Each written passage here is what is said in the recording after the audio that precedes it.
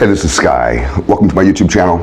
It's bright and early daily discipline, mind, body, and soul. This is how we get through. Thursday, almost at the end of the week. I caught a little 24-hour bug the other day. Hit me like a Mack truck. Oh, it's awful. So it's going around out there. If you get it, it's only 24 hours, but it is gonna be hell. Let's tell a little Zen story today. I've heard this so many times. There's a couple different ways that it's told. I like Zen stories because they sound rather nonsensical and meaningless, yet they have deep meaning to them, and you're supposed to ponder them. Some people ponder these stories forever. So let's just tell one. This is the story of the Zen temple.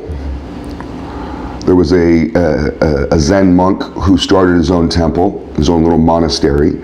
Started gathering students throughout the countryside, and it became rather popular. And he was training students daily, and they came to live in the place. And in fact, it got so popular, people from all over the region came to join, that it filled up, and he had no more space to put anybody. But there was more people that wanted to join, and he didn't have the heart to turn them away, so he realized he has to expand. He has to expand the operation. We need a bigger temple. We need more areas for people to stay, to practice. And that means he's going to need to hire somebody. He's going to need help. He's a one-man show up until that point. So he starts looking at his best students and figures this is the smartest way to hire, is to hire within. Instead of bringing somebody from somewhere else, hire somebody that he's trained, his very best student. So he gathers all his very most advanced students.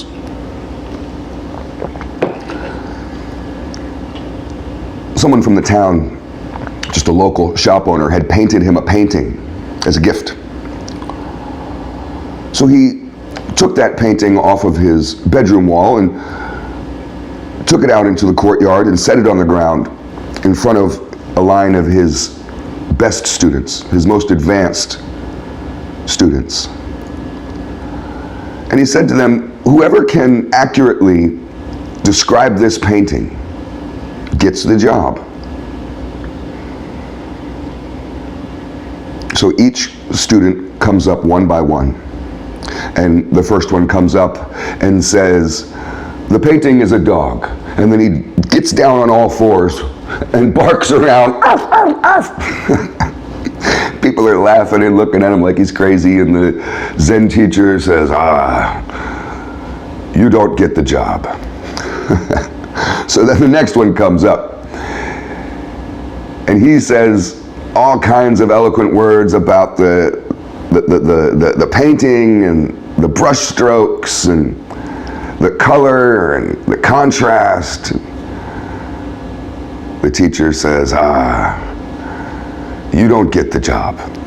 So he goes back and sits down. And one after another, they get up and they do this. And finally, in between, when one guy is just sitting down and another student is getting up to give his description of this painting, the janitor, because he had a janitor who was cleaning up and keep the place very clean, and that's all his job was. He just cleans up all the time. He wasn't really part of the school as a student. He comes over, ignoring everyone in the courtyard, not paying attention to the teacher or the students or what's going on, walks right into the middle of it with his little trash can, grabs the painting off of the ground, throws it in the trash can, still not paying attention to anyone, and walks off and does his job, continues on. The students are all looking in horror, wondering what just happened.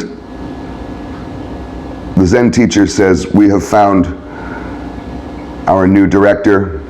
He gets the job. All the students are shocked. The only thing that I can take from this as far as why he gave the job to the janitor is because the janitor